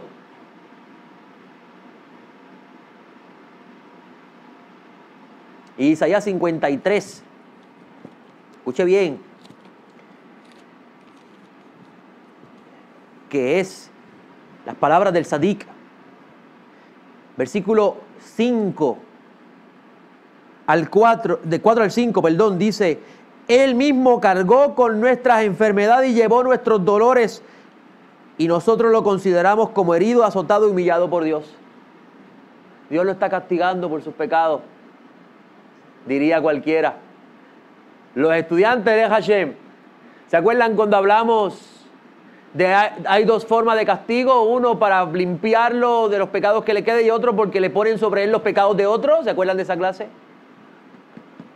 Es tan importante estudiar ese libro para poder entender muchas cosas de la Escritura.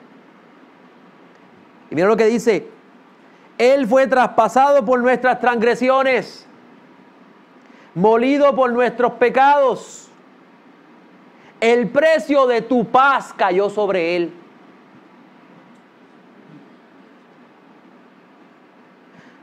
Por su herida fuimos sanados. Pero miren la parte más terrible del texto que hemos pasado por alto. Gracias a la aflicción de su alma, verá la luz, la resurrección de los muertos, y quedará satisfecho. He terminado la obra que me encomendaste. Dijo eso Mashiach, ¿verdad que sí? Wow, a mí se me aguan los ojos, no sé ustedes.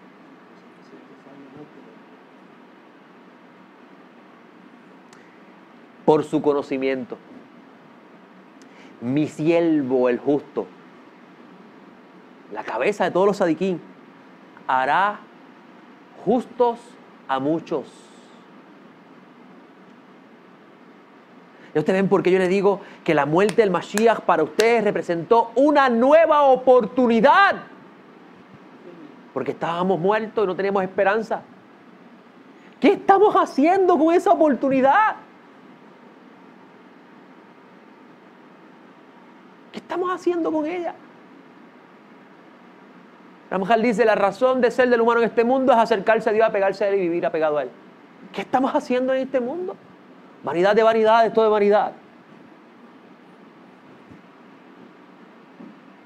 Y dice el texto: y cargará con los pecados de ellos. El chivo Azazel. Por tanto, por haber hecho eso el Sadik, yo le daré parte con los grandes. Mashiach es la cabeza de la gran asamblea en los mundos espirituales, ¿lo sabían? Y con los fuertes repartirá despojo, por cuanto derramó su vida hasta la muerte. Y fue contado entre los pecadores, habiendo cargado el pecado de multitudes y orado por los transgresores. Porque Hashem no escucha al transgresor, pero al justo lo escucha.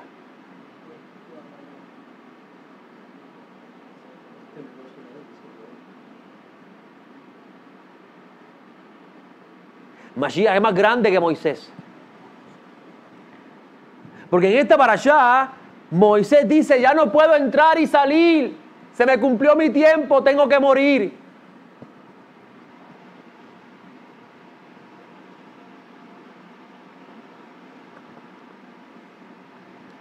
Sobre esto Rashi dice, la autoridad le fue quitada y le fue dada a Yehoshua. Nachmanides, citando el Talmud, dice, se le fueron quitadas las profundidades de la Torá. Cuando Moisés dice, ya no puedo entrar y salir.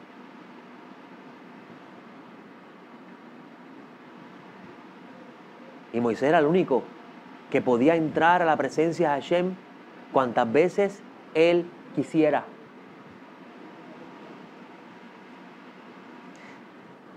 Hashem le dice, Aarón solamente entra a la presencia divina una vez al año, el día de Yom Kippur. Nada más.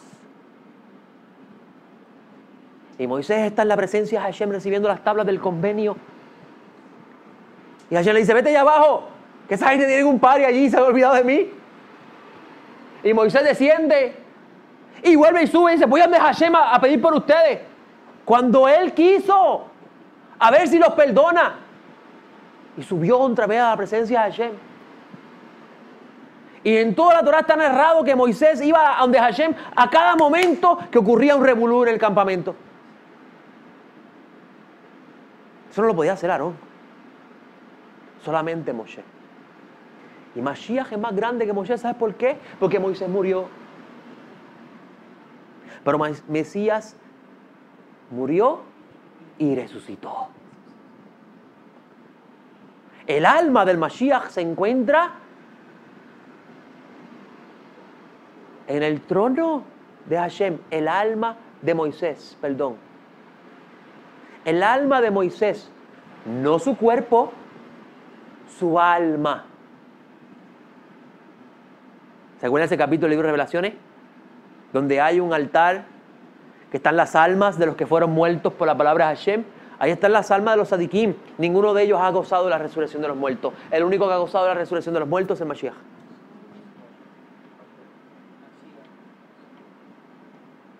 Y con ese cuerpo que Hashem le dio,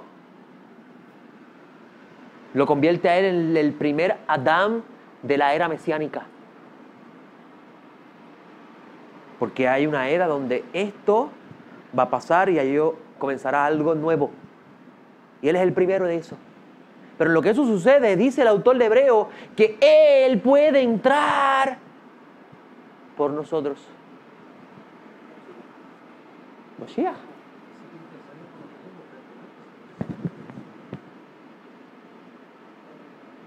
Shaul de Tarso dice que él intercede por nosotros porque él puede hacer lo que Moisés hacía, pero lo puede hacer para siempre. Y la parasha de semana Moisés dice, tengo 120 años, se me acabó el tiempo. Ya no puedo entrar más y salir. Ya no puedo ir a implorar por ustedes ante Hashem.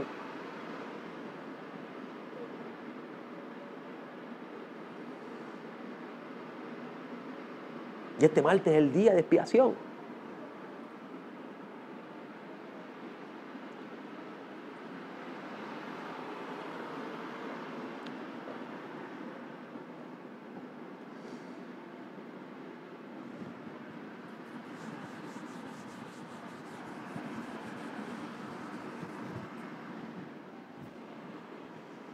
Les dije al principio que los cielos están hablando.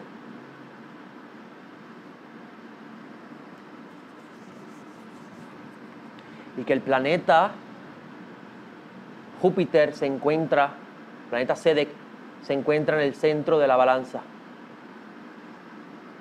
Sedek es el planeta del Sadik, del justo. Y esa es la estrella del Mashiach.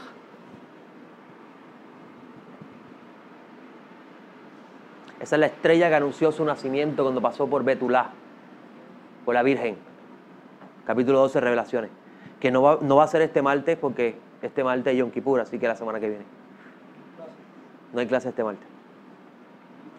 No, tenemos que concentrarnos en el día. Capítulo 12 de Revelaciones habla del nacimiento del Mesías. ¿Cuándo ocurrió? Según la visión que le fue dada a Daniel. Y el planeta Sedek es la estrella del Mesías. Y desde el día de Yom Teruah está el planeta del Sadik en el centro de la balanza. La balanza que habla de la justicia del juez supremo.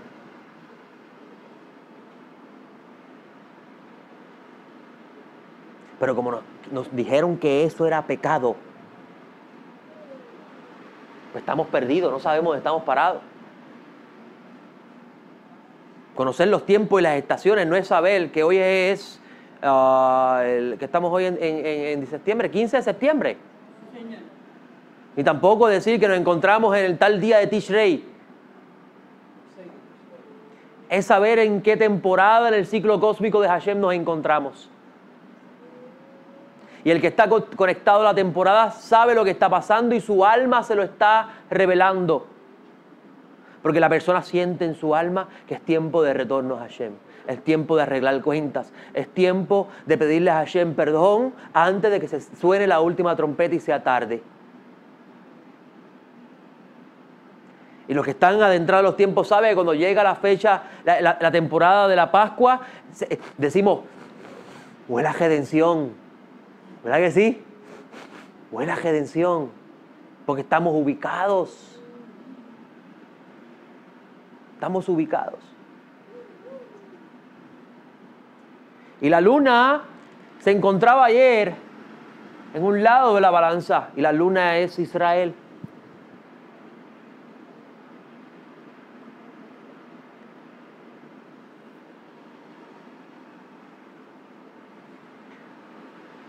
El libro hebreo dice que Mashiach es nuestro Cohen Gadol, nuestro sumo sacerdote, en el templo celestial.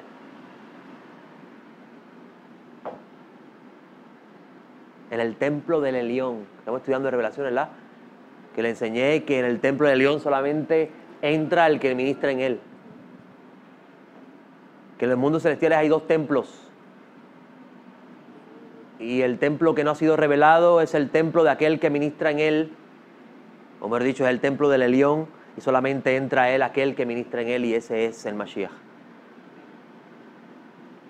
Que a eso alude el libro de Revelaciones cuando presenta al templo del Elión y al Cordero siendo la lumbrera de ese templo, siendo el ministro de ella.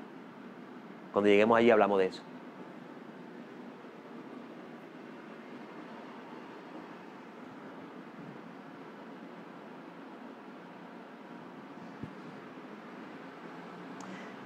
El autor de Hebreo, y con esto cierro, dice: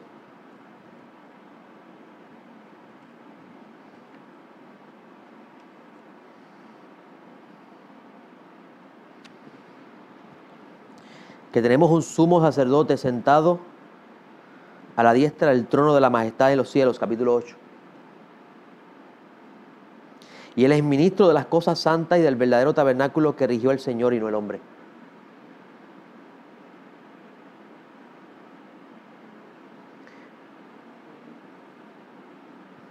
En el versículo 15 dice, de capítulo 9 de Hebreos,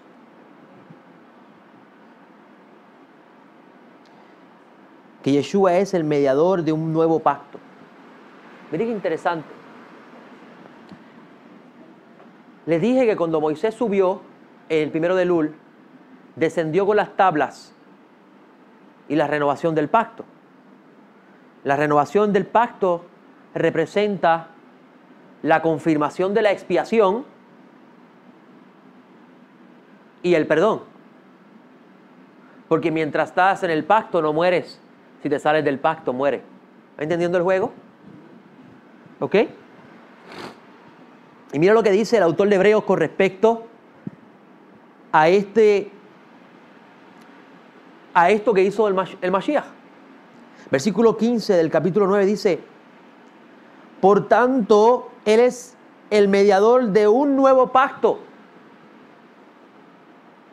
para que habiendo ocurrido una muerte para la remisión de las transgresiones, esa muerte, miren qué interesante, Mashiach muere en Pesaj, pero el autor de Hebreos ve la muerte del Mesías como la sustitución de los que debían morir, como Moisés hizo. Bórrame tú del libro, pero no a ellos. ¿Entienden? Y dice el texto: Para que habiendo una muerte para la remisión de las transgresiones cometidas durante el primer pacto, los que han sido llamados reciban la promesa de la herencia eterna.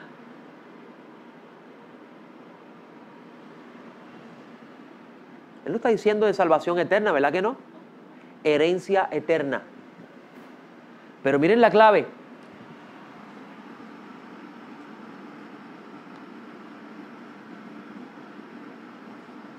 Los llamados.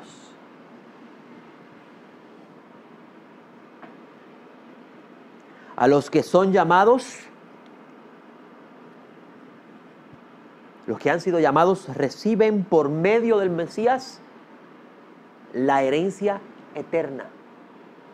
En otras palabras, la garantía, porque es la promesa. ¿Qué viene después de Yom Kippur? La fiesta de los tabernáculos. ¿Y qué representa la fiesta de los tabernáculos? Le llaman la boda del Cordero. La fiesta de la era mesiánica. La fiesta de la herencia. Pero vivimos en un azúcar.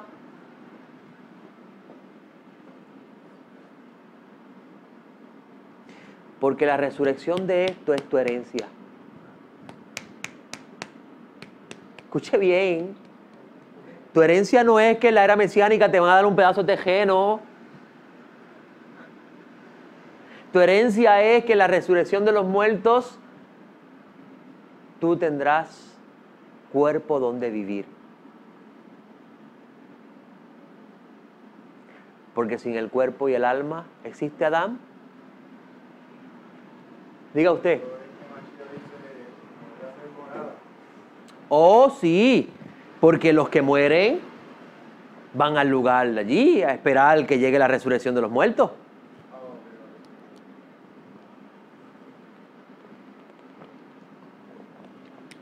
Pero estamos hablando de la herencia.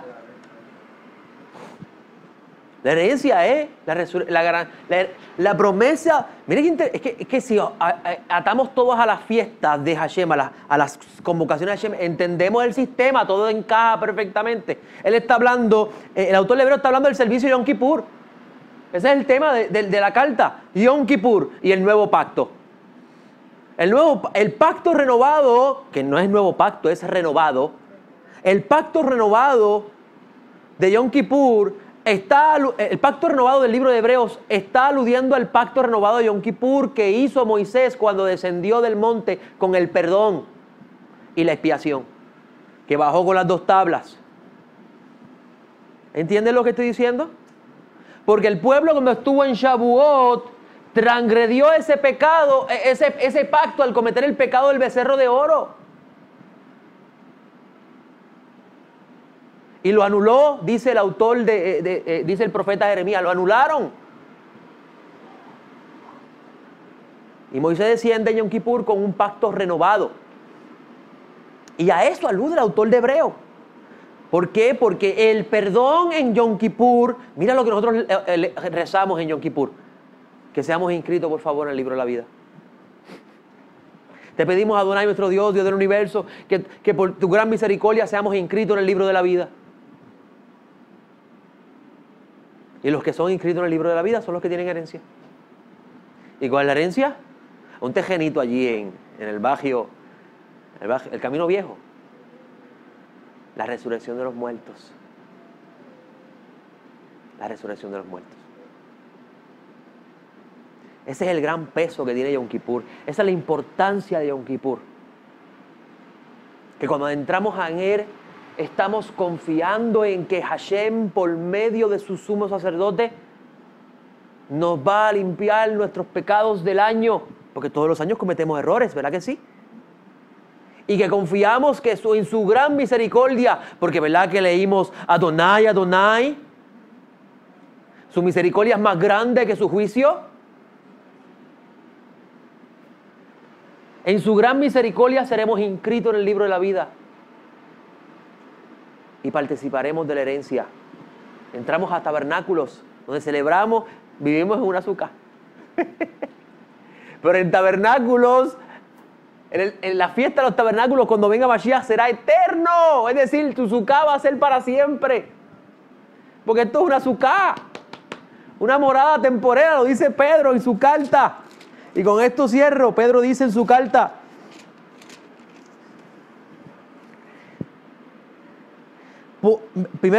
segunda de Pedro capítulo 1 versículo 12 dice: por esto siempre habré de recordar estas cosas, aunque seáis conocedores y estéis enfianzados en la verdad presente, pues considero justo mientras estoy en este tabernáculo,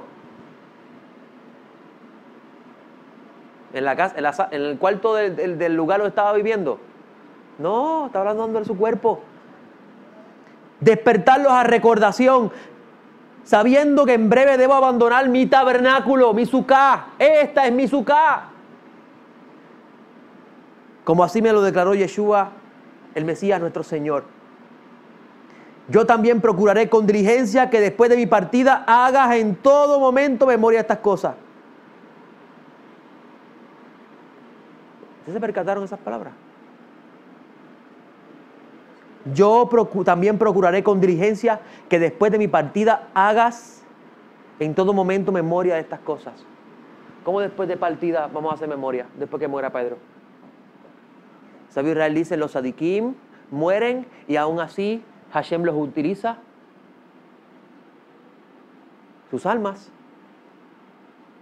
para despertar a las generaciones.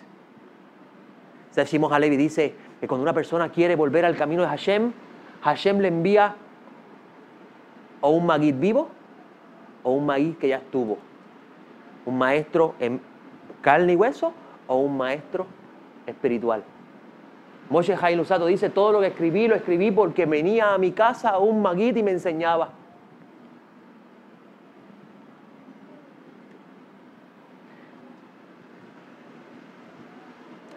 Quiera Hashem que podamos valorizar. Segunda de Pedro, sí, capítulo 1. Capítulo 1. Quiera Hashem que podamos valorizar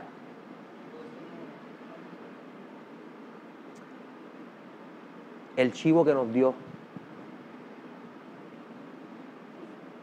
El chivo que Él cargó nuestras faltas, para que Él como juez no nos consuma. Shabbat Shalom.